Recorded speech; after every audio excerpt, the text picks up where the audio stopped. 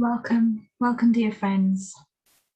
Good evening, afternoon, morning, wherever you may be. Welcome to RAYfest, our online festival celebrating women of spirit. Thank you for joining us wherever you may be around the world.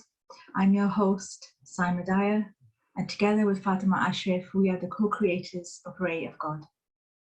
Ray seeks to share feminine spiritual wisdom to help realize God in all ways and to align with justice, truth, and beauty. The energetic state of the feminine is our guiding principle and holds our intention. And we believe that all genders hold feminine and masculine within themselves. While we are women-led and women-centered, we welcome and encourage all genders to join us in creating safer, inclusive spaces. Ray does not seek to present a voice of expertise. We see ourselves as travelers along the way and learning with each step. And our ideas are constantly evolving, and we hope that you will join us on this journey to deeper consciousness. This weekend is marked by Samhain, the midway point between the autumn equinox and winter solstice. This is a time to honour the saints, and we hold in our awareness that this weekend there will be many friends around the world in ceremony and prayer at the same time that our festival is unfolding. So thank you for joining us for the closing contemplation of day one with our very dear teacher, Elizabeth Anne Hin, who we call Beth. She's a founding president of the White Rose Foundation and was conceived and born deeply awake and experienced death in infancy, from which she was brought back to life. Beth's life has been aware of attention to the sacred in assistance to the spiritual, moral and humble development of all beings, including her own. Beth has studied the world's spiritual traditions for over 4 decades. She was deeply mentored by many beloved elders, and through the White Rose Foundation, she has practiced her own contemplation and path, and to date in 50 nations on all continents except Antarctica, offering lectures, classes, retreats, seminars, audio tapes, CDs, scholarships for youth, honoraria for spiritual elders, and spiritual leaders throughout the world, and also service journeys of educational, medical, and social support. And you can find more about that at the website White Rose Foundation. Beth has been with Fatima and I from the start of this journey with the Sacred Feminine, and we're just so deeply honoured to have her returning to share her reflections and contemplation today. Thank you so much, Beth. Thank you so much, Saima and Fatima. From my deepest heart, I'm honored and grateful to be here with you. And I'm mindful of the two of your prayers and wishes to create such an event, and how that is a living child through the two of your friendship and your relationship to God. I note that this year you're using the phrases to encounter, to embody, and to embrace. So as we gather, and as many people throughout the world are aware of this particular weekend and this time of Samhain and coming toward Halloween, All Hallows Eve, into All Saints' Day, All Souls' Day, the Day of the Dead, and the Hispanic traditions of Central and Southern Mexico and the Americas. The quality of the soul turned inward to face darkness into light, or to face what is not known, what shall I encounter today? And then enter the void, which is perceived as absent or empty or dark, as is the womb, and then to be born into light. I feel that that is the greatest anxiety, confusion, and conflict the human being encounters. And so what I'd like us to do is we contemplate now to close this first day, and then enter tomorrow and the next second and closing day of the festival, which Camille will close with her contemplation tomorrow evening. And this marvelous book she has just written, which will come out at the end of November, called The Way of Mary, which addresses all that we're speaking of and to. I would like us to turn to quality in the most humble way. Each one of us is so ordinary, a human being, a walking miracle. And yet the humble, and I use that word intentionally, the humble nature of us is so ordinary. We come into an event, and every moment something in us moves as the breath of God, the miracle of the next moment. And yet other human beings are seeking to grasp, who is this other person to me? Who are you to me? Kin, friend, enemy, danger, safety. And the feminine has a great component, which is, it is within the light of God when it is receiving grace. The feminine part of every being has this virtue possible. So in this contemplation, I would like us to turn toward the reception of grace. There is the prayer in the traditions of Christianity to Jesus' mother, or Yeshua's mother, Mary or Miriam, Hail Mary, filled with grace. The Lord is with thee. Blessed art thou among women, and blessed is the fruit of thy womb. The quality in Mary, which we speak to specifically, we could extrapolate out, and I stayed up very late last night just being aware of women waking up, going to sleep, waking up over the world. So for me, the contemplation is long, many months. And then the sweetness in the night. Last night, as I read words by a young woman rabbi, then some words from a small Sunni group, a Shia group, another Jewish group, a Quaker minister woman. And I was aware that each woman had thoughts and words she was using to ascribe direction toward God. And I was sitting alone at the kitchen table very, very late at the night, and aware that if we were sitting in physical conversation, parts of our minds and bodies would be trying to relegate one another to positions of safety in the body, in the world. Would this woman be a danger to me? Unkind, political? Would she cancel one of the other women? Would she not know what to do with yet another of the women, or her words, or her manner of faith and prayer? And I was aware that as we look back in history, right now we are at a time when the younger generation is trying to decide what to do with history. Do we take down a statue in my country? Do we take down a statue of General Robert E. Lee from the Civil War? Or one from a general from the North? And I looked to the wounds that we caused, where the wife of General E. Lee had a family home in the Washington, D.C. area.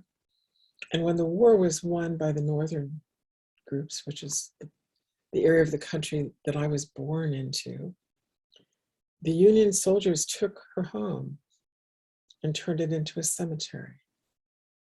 President Kennedy's buried in that cemetery. It's called Arlington. It's very famous. Why did we have to do that to her? So why did we wound Robert E. Lee's wife? They owned slaves. There were slaves who had lived at that land. Maybe they were kind to the slaves. Maybe the person who sold the slaves was a terribly unkind person of any race or culture. And what we do is we form a connect the dots game of hatred. I don't know God there in you. And I don't know God there in you either. And this is my history, and this is your history. That's what I think. And instead of encountering God in one another, we encounter the place where we can't find God in one another. And then we receive in the feminine part of us as a woman or man, a rejection. I reject you because I don't yet know God in you adequately to meet him or her or that in you yet. And I don't know if I'm willing to now or ever. And then we call the masculine part of ourselves to enact that. And so we encounter and enact, embody, and rather than embrace, we reject and cause a weapon.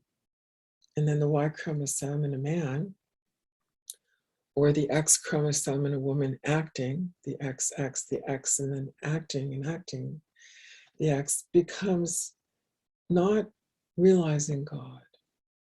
So what do we do so that we don't constantly cancel? Well, I turned to the sense of our history in recent months and contemplated, if we take Moses, there were women who knew to receive him safely and see him to the river, the Nile, in a basket, to other women safely.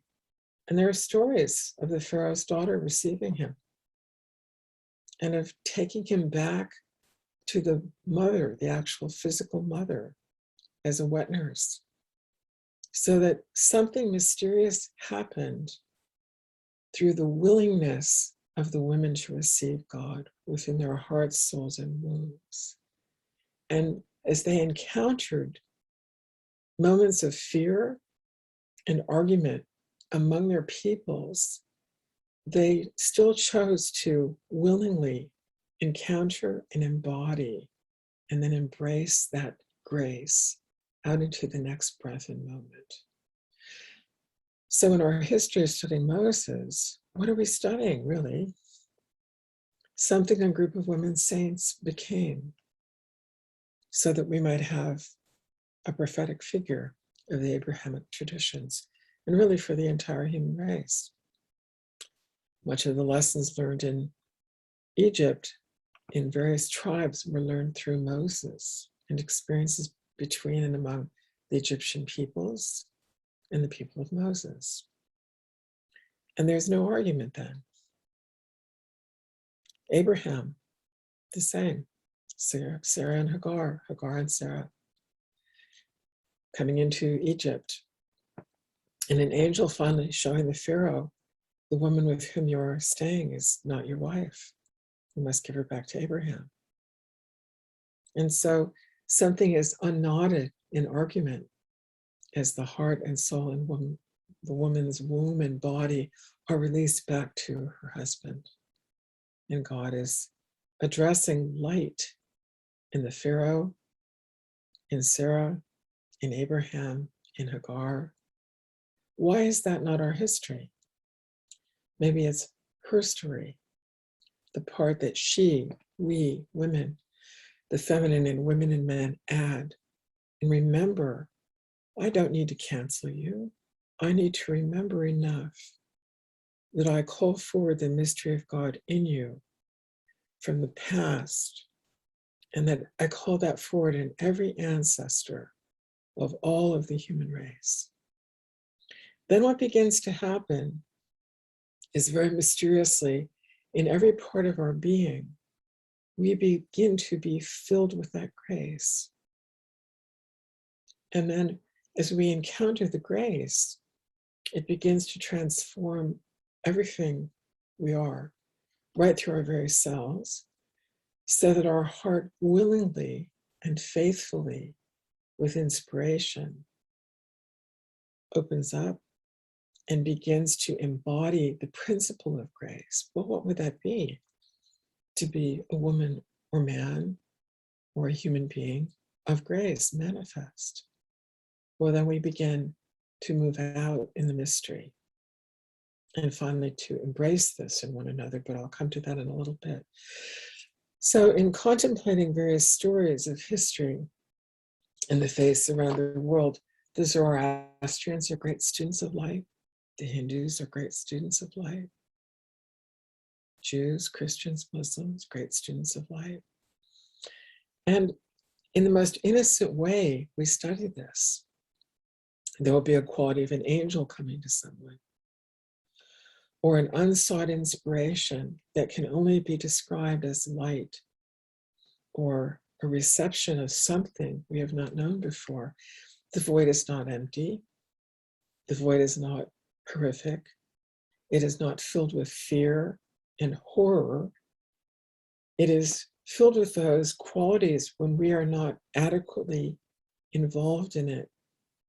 Turn to God, receiving grace. So I would invite us throughout the day and night tonight to turn everything in us toward that great light that we would call God or heaven, or if someone is a secular humanist, the universe, the cosmos, all that is. And in the very center of that, or depths of that, we'll find that there's nothing where that light is not the omnipotent power and mercy that is everything, always. It will never fail you, ever. But most people stop to think, well, how do you know that? I go, well, because my soul knows that. And their minds will try to find the gap where it's not possible. But their mind has to then let go of the demons it's projecting. There's something out there.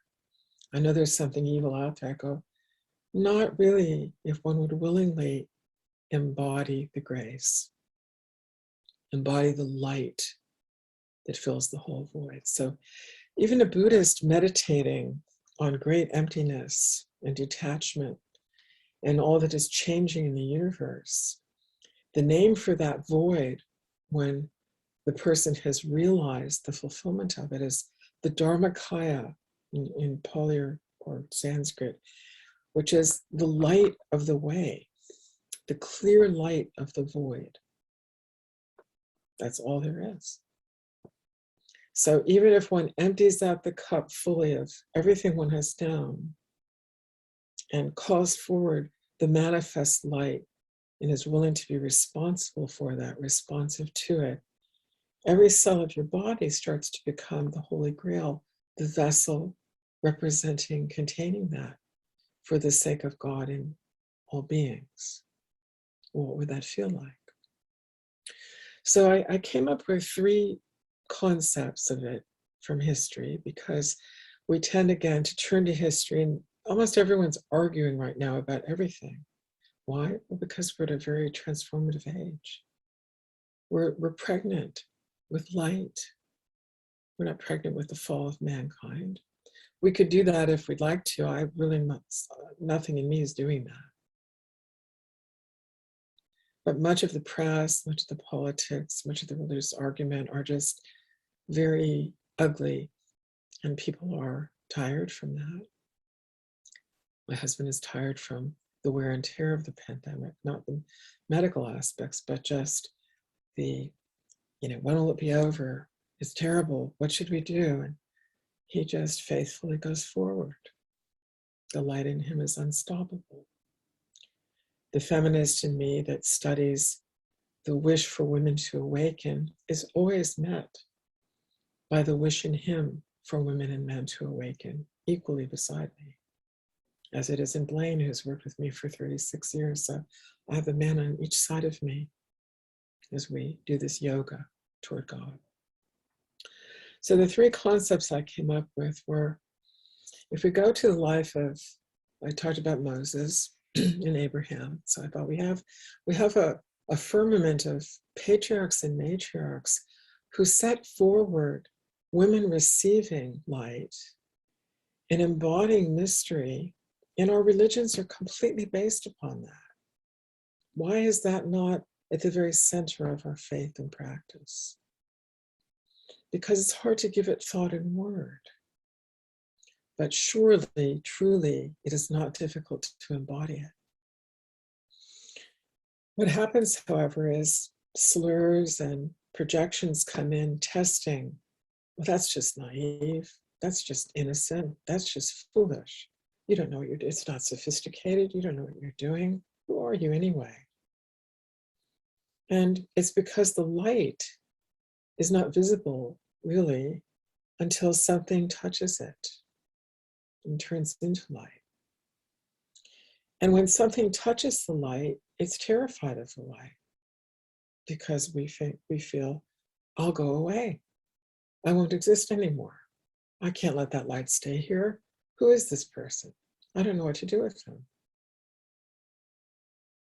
We have to do with someone who meets us in that manner is simply have our living prayer and our example as we encounter them and embody the light, that we embrace God in them. Always. We set the course that God as mother is birthing them. God as father will protect and deliver them safely. And then mysteriously, something will be enacted through them that has not been here before, a heaven on earth. And our one sorrow of history is all the moments when we didn't know how to do that. And then there was a war, then an enslavement, then a horrific event. How do I know that won't happen again? Well, we use discernment, but that doesn't mean we leave God moving through us in this unified field. I think humanity is ready for this, or we'd be speaking in a very different way today. We would be meeting in a very different way today. So in this ripeness of what is beginning to occur, how do we retell our history so that we are redemptive, and yet we are refined in our elegant manner of allowing it to be beautiful and to call forward the fruits of that history, what we have learned, what we've gleaned, that can nobly allow us in the present to turn toward God everywhere and through everyone, so that we co-create, as you have in this festival, this gathering, the movement forward in God in full grace. Then we have Mary everywhere, the Pharaoh's daughter everywhere, Moses' mother everywhere. And in the arguments with faith, I turn to the prayer of light of Muhammad, and I love that prayer very deeply. And when I go to different parts of the world, I usually pray it at various places. That prayer came to the prophet, peace and mercy be upon him, in the middle of the night. And there was a young man who was related to him, named Ibn Abbas, who was only 13 years old when Muhammad died. Isn't that interesting? So the lessons that Ibn Abbas underwent, he underwent as a boy, just before he turned to be the boy man. And one night, he was with Muhammad when Muhammad began to pray about light, invoking the request for God's light in every part of his being, his hearing, his seeing, every part of who he would be. Could light enter him, come within him? There are various translations. Most of them are attenuated to trying to find the direction to receive those words with the prayer of this request for light. And here Ibn Abbas is the witness. So we have two men, a man and a boy man together. There may have been other people, but the boy man is studying his teacher, his relative, his patriarch, one of the patriarchs of his family, receiving light. The receptive part of the boy man is part of how we know the prayer. It's not a weapon. The feminine part of him is beside the feminine part of the prophet, receiving grace, beseeching God to bring grace. And when this occurs, then, there's not a shadow between the two men. There's no weapon between the Y chromosomes. We have the feminine aspect in a boy, soon to be a man, and the feminine aspect in a prophetic being. And then something occurs, this incredibly beautiful prayer. So the shadow in us comes forward when we don't know what to do. And we turn to another being and think, you are not fully awake and I'm not fully awake. Let's fight. Go, why would we ever do such a foolish thing? The classroom before us is always, every moment, you are not fully awake and I am not fully awake. May the light of God move through us both. That we embrace that light. We become the children of that light, the women of that light, the men of that light, the human beings of that light, and call that light into all of creation. So I thought, how do we do this in our own lives? We who are not prophets, we are in a modern era going from a history to the present toward the mystery of the future. And I went back to a story I've told many times when I was a child, and Sima, you called forward a part of a reference to it. I was a baby, and on a Sunday, my mother was at church and my father was watching over me. He was reading the newspaper, as my husband still loves to do on Sunday mornings. And I climbed from the little blanket on our beach in our family cottage on a large 20-mile wide long lake. I climbed out onto the dock and right off the end of it. And several great angels came to me. I remember it as if it were yesterday. And they let me know how long I would live, what it would be like for me, that there would be this struggle with my breathing for a time, because I realized that I couldn't breathe and that I didn't know how to get out of the water. I knew that my parents knew how, but that I didn't know how. I was probably about 8 to 10 months old. And the angels just showed me the way my suffering would be for 1 or 2 minutes, and then it would be gone. And then God showed me what my mother would undergo. I was aware, oh, she will never get over this. She will forgive my father, but it will not be the same between them. They may have another daughter whom she will love, but she will love differently.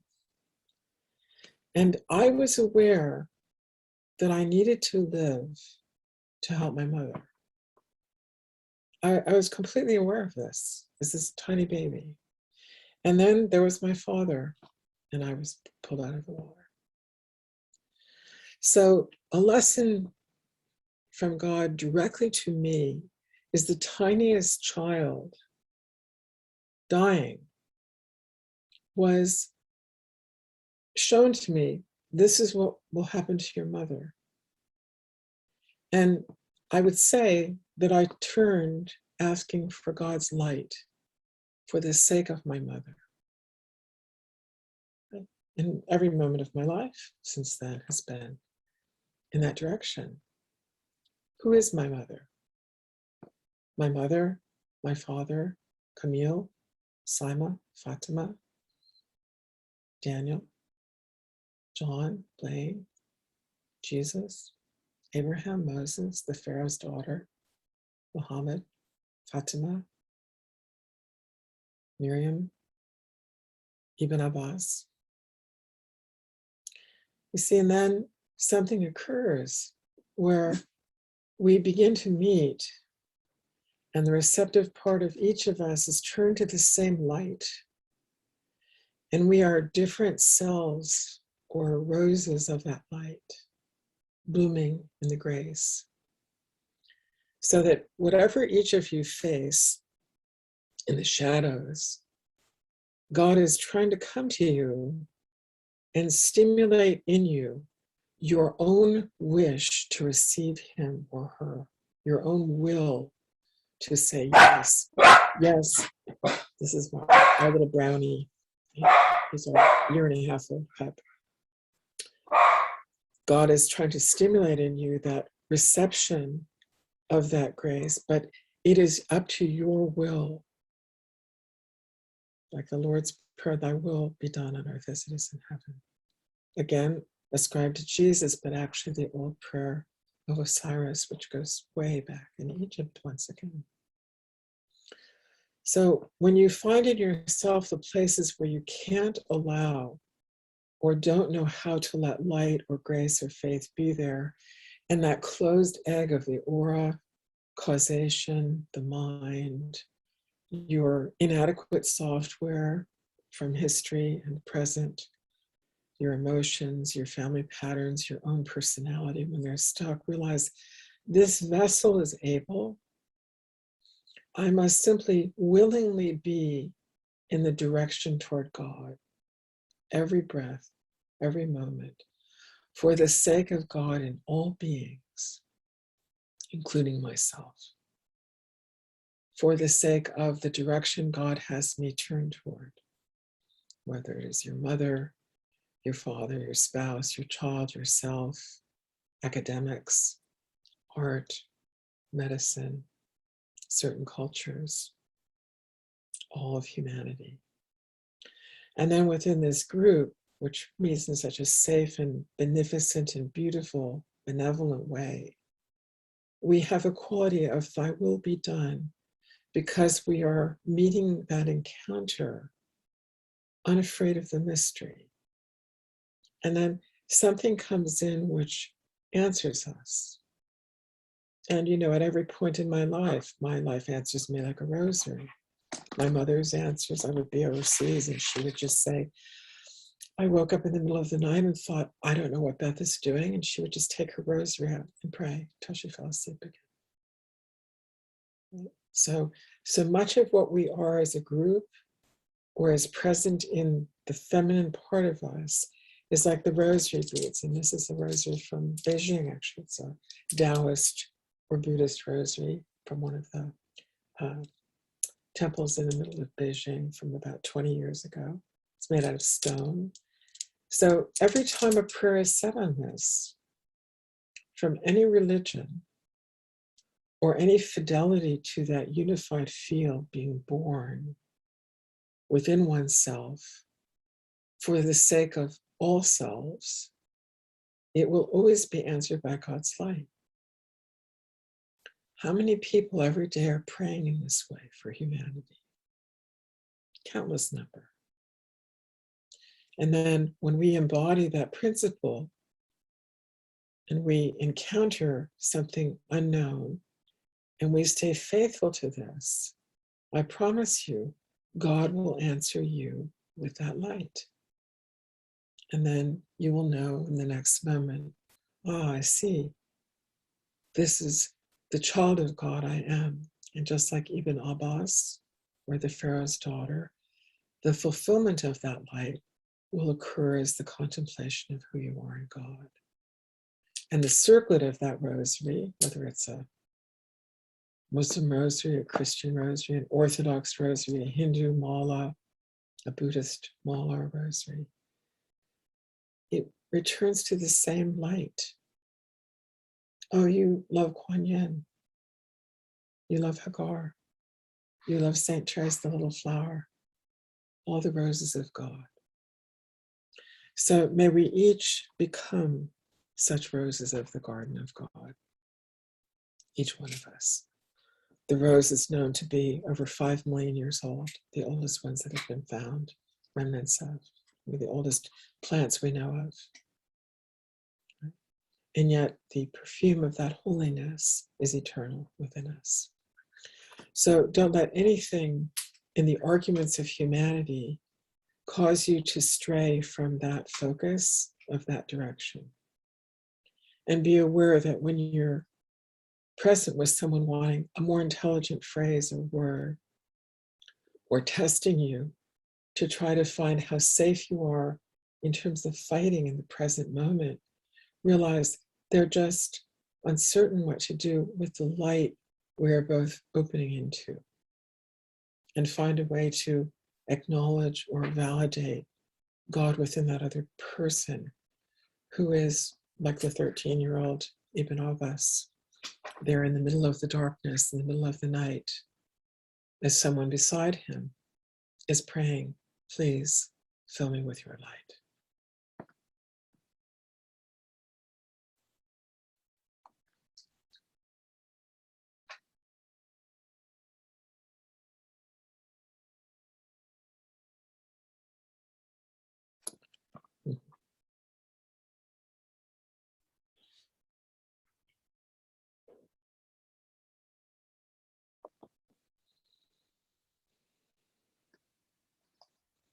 Thank you, dear Beth. So as your younger women go forward, you'll find the older women like me are examples more like grandmothers, godmothers. So this morning I contemplated my life is turned to prayer for all of humanity all the time. That's all that I do. It's very ordinary, yet apparently extraordinary. But all I really do is live in consistent, constant prayer for the human race, all of creation, all of the cosmos. And yet it's just me. Each one of us is this. And there's really nothing that could stop us from being woven together in that weaving. The older I become, the more I'm aware of particularly my mother's prayers for me, her nature of what she taught to me, how it lives through me and into the next generations. One of my great aunts, my late mother. So this quality, it can't be broken, it can't be sullied. And then how does one have the self-respect to be the vessel, to care for the vessel of the woman or man or human being you are, to live so that you represent that light with honor. You don't let anyone dishonor you, but you don't really fight with them either. And we're saying, excuse me, I have to go now. Excuse me, but this is the way we address respectfully one another. And if someone says, your shoes aren't lovely enough, you'll think, well, they're all that I could afford. They're the only ones I have. Or I'm sorry, like my husband's father didn't have shoes to go to school. I'm sorry, I have no shoes. People are like, well, that person is nothing, they're so poor. I go, that person is everything, just like you are. There's no one to argue with. So you work on the parts of yourself that are fighting everything. What am I fighting with everyone about? Oh, that's where I'm still in the void, in the darkness of the void, the parts of me that don't know the light yet. Oh, I didn't realize I'm to encounter the light everywhere. So if we have these prayers that were lived by Moses or Muhammad for 3,000 years or 1,400, 1,500 years, and then this prophet and this prophet, and this woman affiliated with this prophet and this woman affiliated. If we have their living prayers constantly being said by someone, then they're all around us. The light is permeating us from these prayers and from saints and sages who've tried to practice them.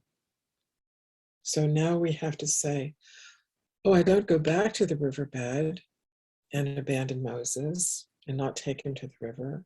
I don't leave him, forget him, abandon him. It's already been done.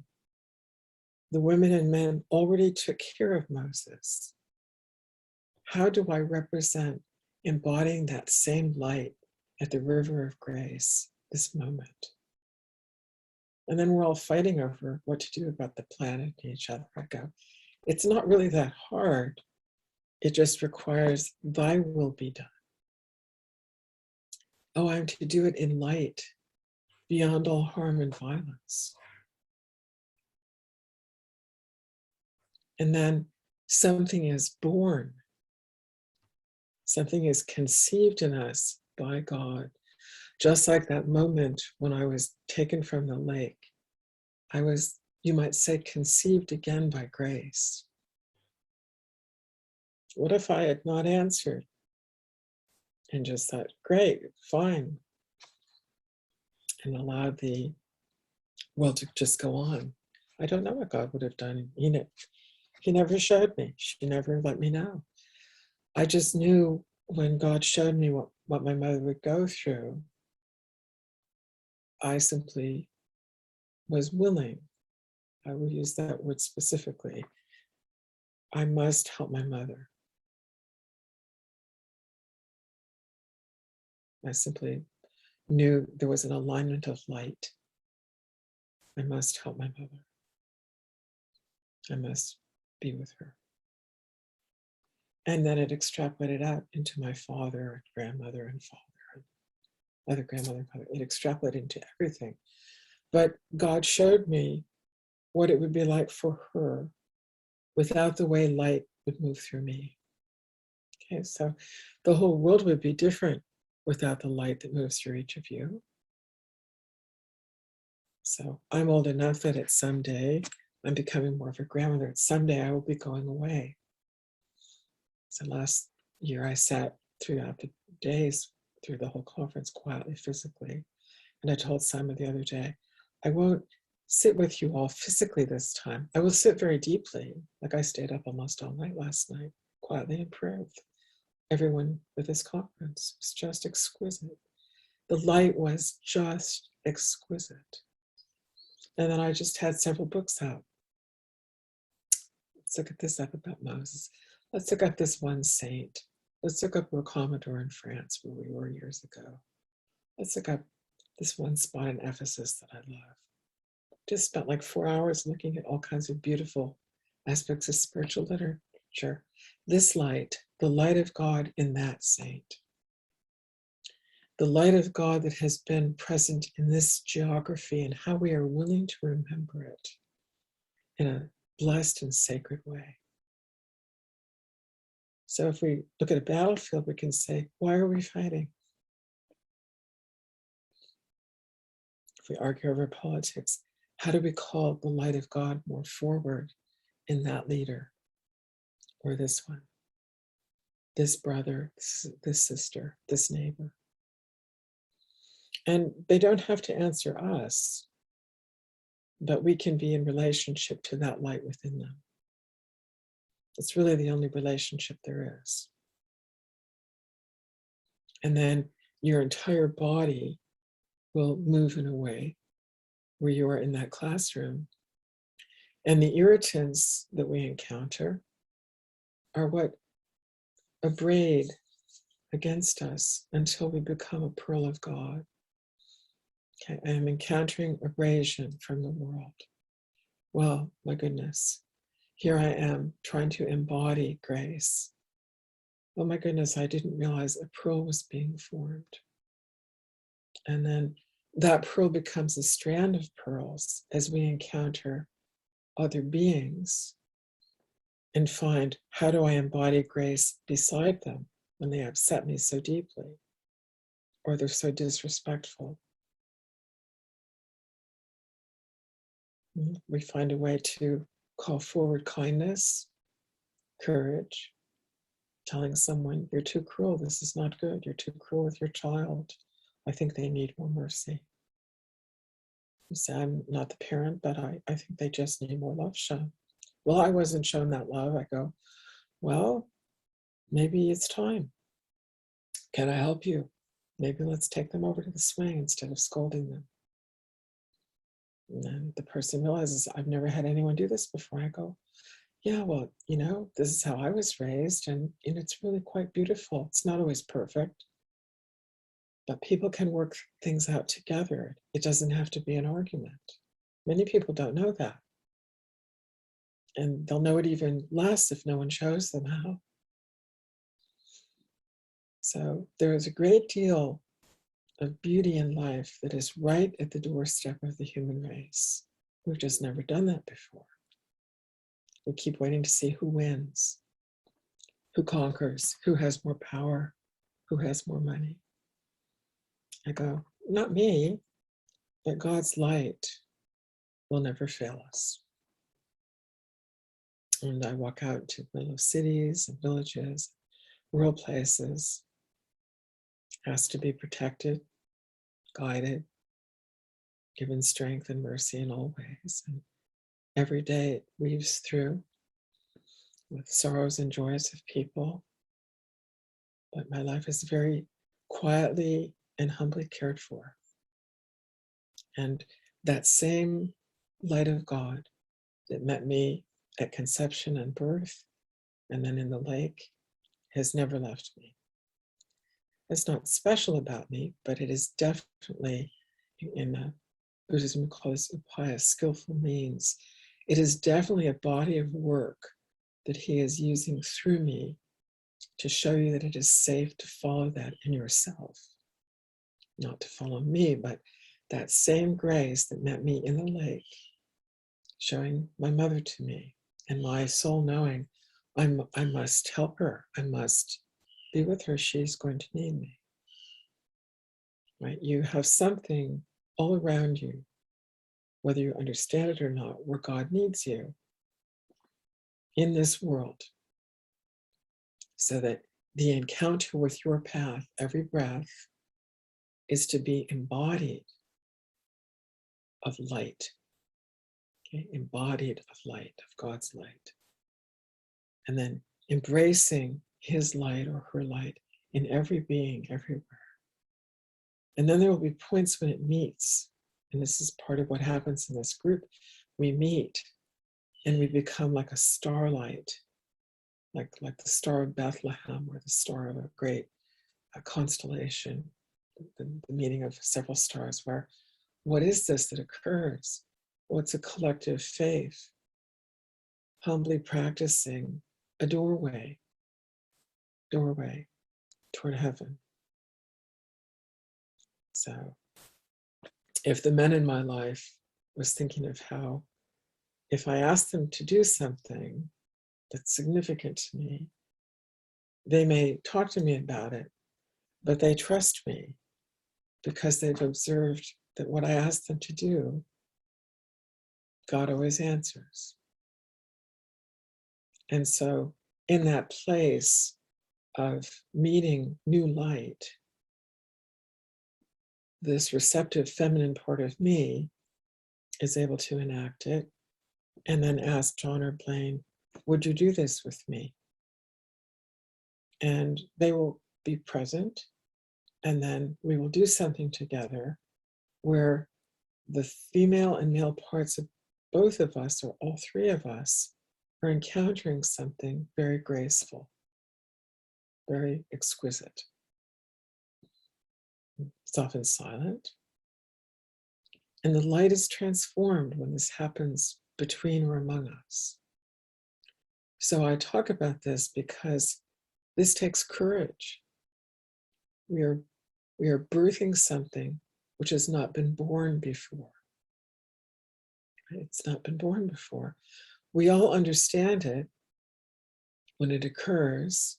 And when it occurs, it's like we have a child of light in us. And we are a bit clumsy and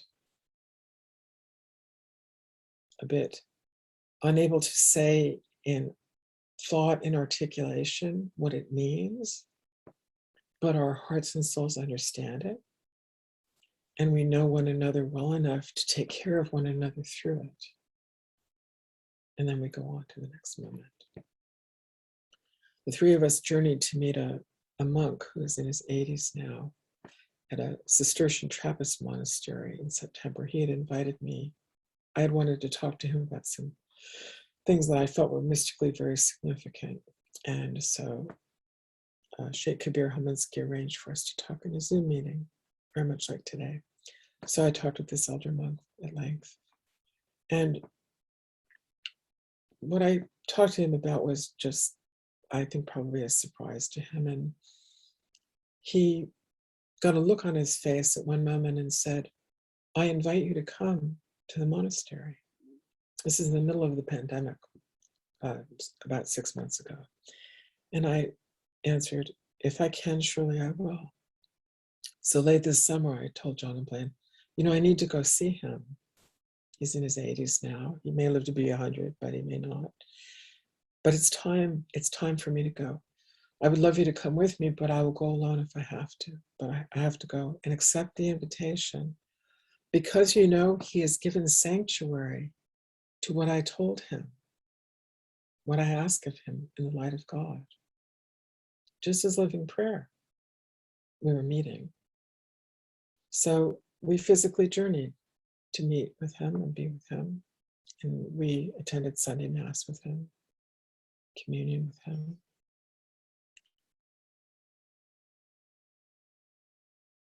It's extraordinary beauty in all of us, yet so ordinary.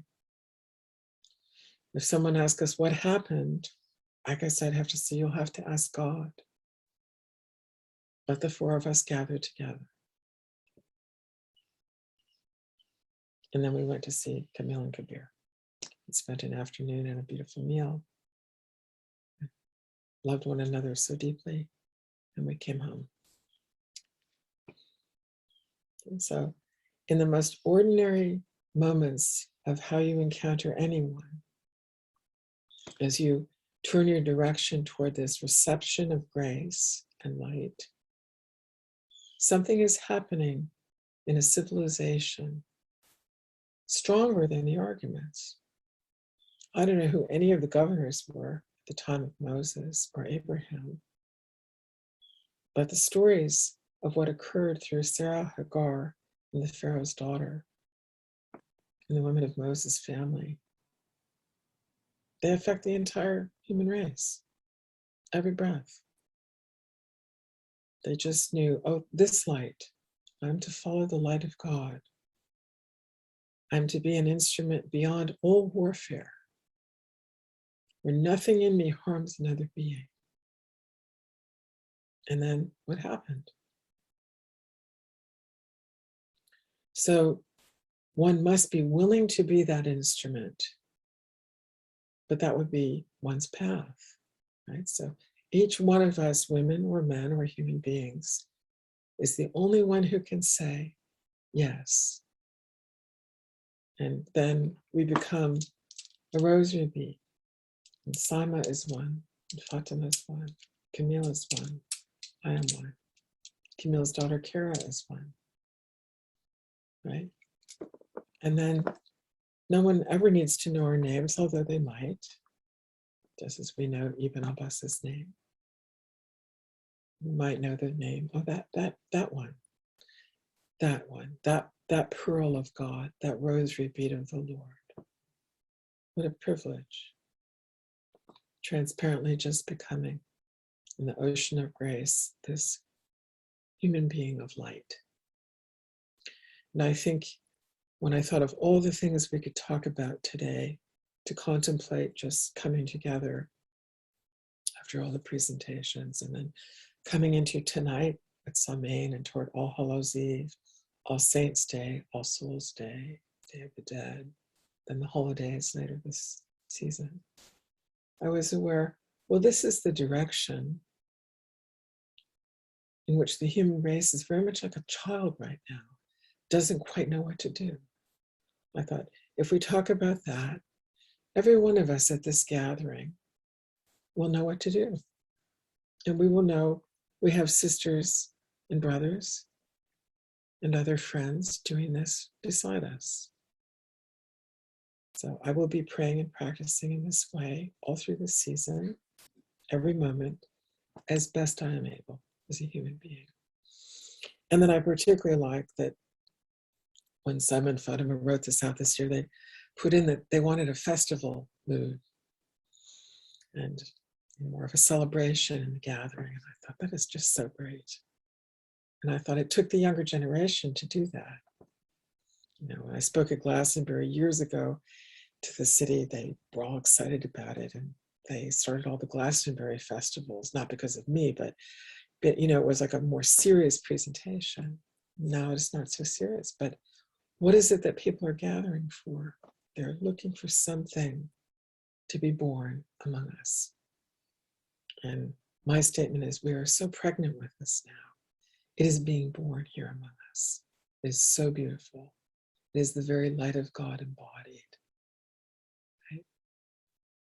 And then the Rumi prayer that Simon and Fatima used when they created Ray is so beautiful. I'll read that and we'll see what questions any of you have. She is not that kind of beloved, must imagine. She is a ray of God. She is not just created, she is creative. It's Rumi from the Mathwani. 24:21 to 24:37.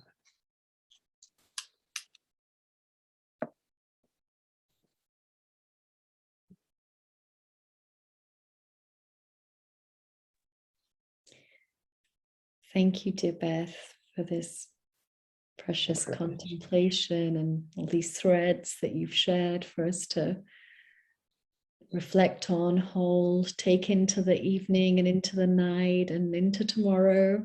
Mm-hmm.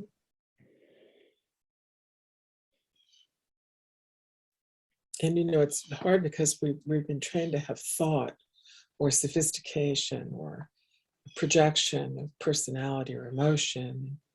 When you're in the light, you go, everything starts dissolving. So people think, oh, this is just so ridiculous. Or what are you doing? What does this mean? And you realize you hold the empty vessel filled with light.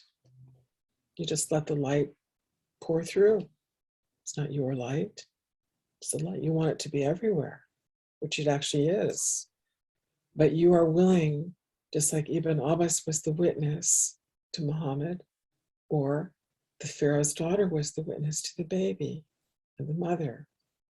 You go, I can be the witness. I was the witness to my mother, right? And then if a witness is willing to realize the light, the shadow begins to lose its meaning. And the relationship becomes an embodied encounter with God and the other and in oneself. And she will never fail to answer that place.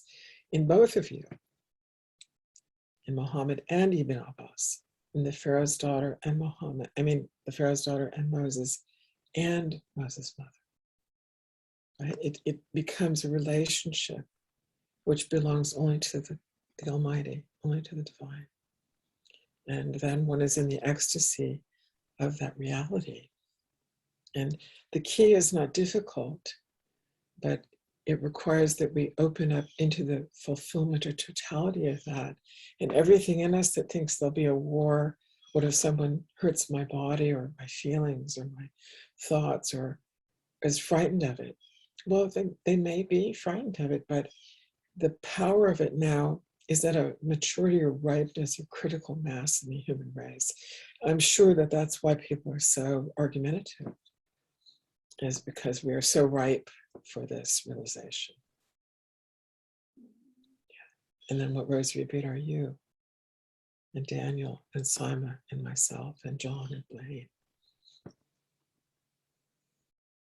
John asked me, wasn't it hard for Daniel and Simon to create their publishing house? I mean, that they would go and, go up into the Lake District and settle and have the courage to do this. It must have been hard. He was aware as a father, protector. And I said, look what they're doing. Look at this picture. Look at this. Look at this. He nodded. Okay. And they're all right. I go, I think they're really good. They look great. Well, good. Right. Are they all right? In that light of God, yes. See, and then Fatima will be going through this with working on your doctorate. People will be very intellectual. What about this? What about that? Testing over and over. So I walk into a place, people go, it's Beth Hin. Is she good academically? Well, she's all right. No, I think she's great. I'm not really into her. I go, that's good to see all of you too. Now, what are we going to do? And then they do a Sanskrit translation. I go, what if you use that word? How did you know that? I go, it's just the way I would translate that word. And the Sanskrit professor will go, that's the perfect translation. I've been thinking of this for months. How did you know how to do that? I go, I didn't. I'm here as the vessel to help you, professor, with your translation. See, and he's trying to have such a brilliant mind. The tenured teacher, that's his instrument. And so much of it is like children trying to find a way to play and be together. Different colored roses of God. Yeah. So there's a lot of wear and tear. You just keep forming the pearl. And all the great mystics, Fatima is studying of history in the present. You just think, oh, I'm so interested in the luster of who they are all are. How can I show my professors so that one of those pearls touches one of those professors someday? The professor may not even realize it. They don't have to. That's up to God. You just do the work and let God be the one who shapes the seas and the pearls and our hearts.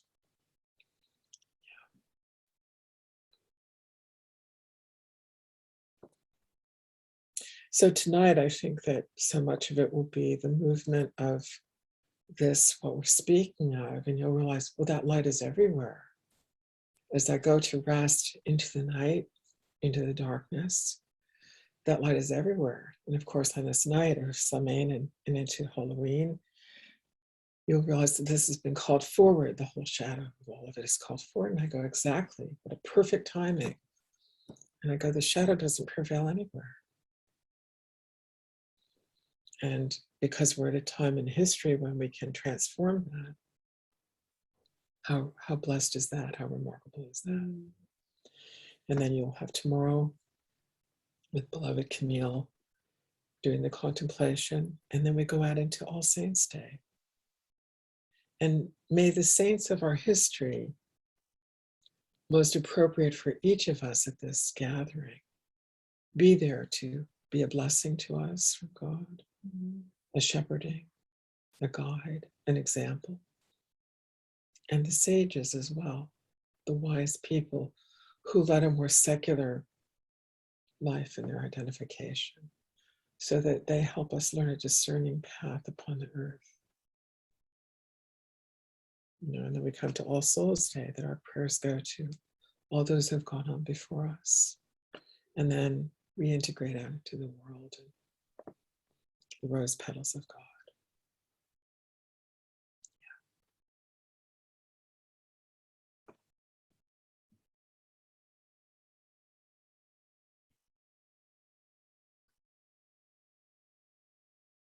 And then if you're unafraid of light,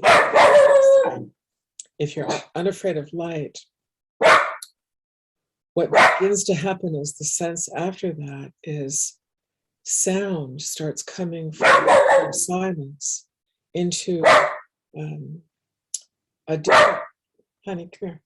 I think someone's delivering a package.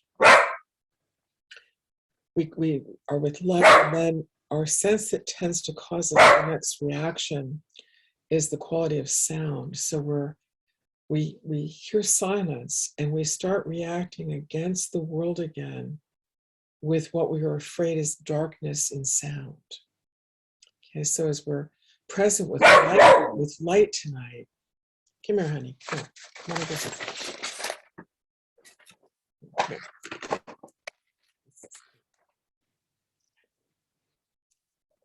As we're present with light tonight, the quality of sound then becomes when we can receive the light and a sense that that is with our eyes and our perception of the feeling of warmth or of lightness and color.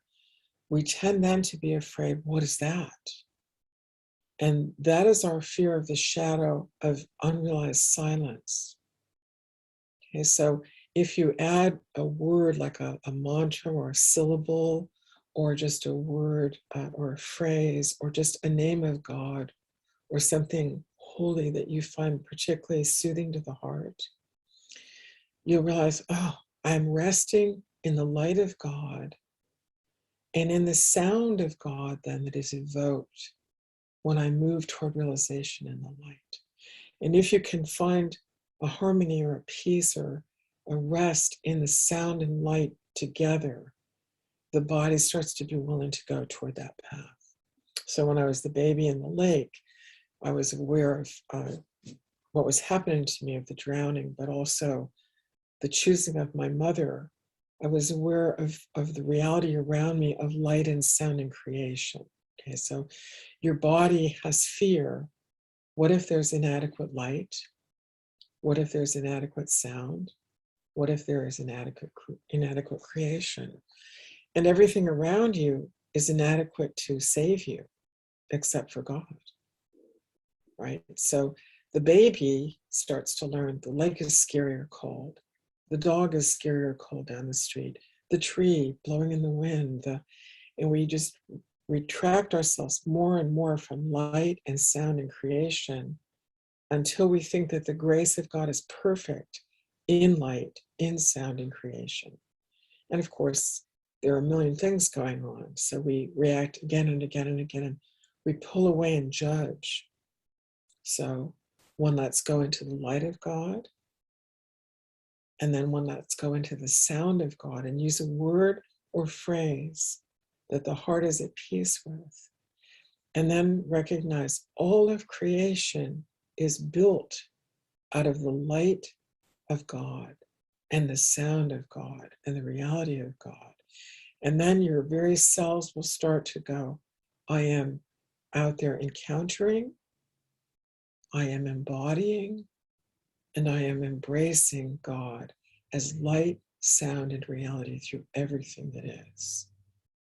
And any shadow in yourself that has had an inadequate witness beside you will tend to come up and be able to be resolved because you and your larger relationships and community are resilient enough to be an adequate witness beside you, and your own willingness within yourself is an adequate witness of choosing your path so deeply. Yeah. And don't beat yourself up for the ways you get caught with light, sound, creation. It's, I'll meet someone, the late Stephen Levine used to talk about how he would go and sit with Joseph Goldstein. I told someone about this the other day. He would go sit with Joseph because Joseph was just such a deep meditation master. He had a very safe mother. He had teacher Deepa Ma, a wonderful Hindu woman in India, householder woman who was realized. And he simply was able to be willing to awaken. And he was is still alive, is a loving presence beside other beings. And a friend said to me when I talked to him a few months ago, well, I've never heard of him. And I said, it's because he just merges into the light of God, merges into the sound of God, merges into reality. Like, where's Joseph Goldstein? I go, everywhere, nowhere. Yet one beautiful human vessel. Where we go, well, how famous is that person? How rich are they? Where do they live? What do they do? What do they look like? So you should look like the vessel you are to be, who can represent that light, that sound, that reality.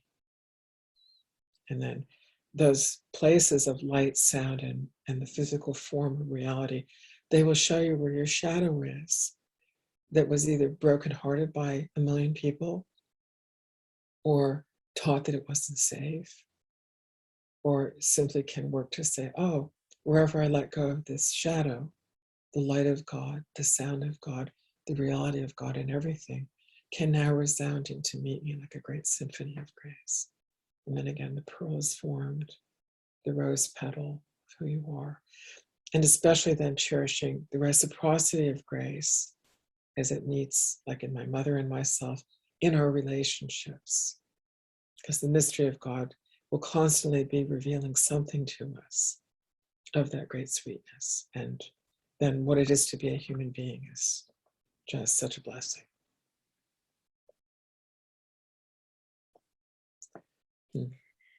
Thank you, Beth. Thank you so much. Deep gratitude. Thank you.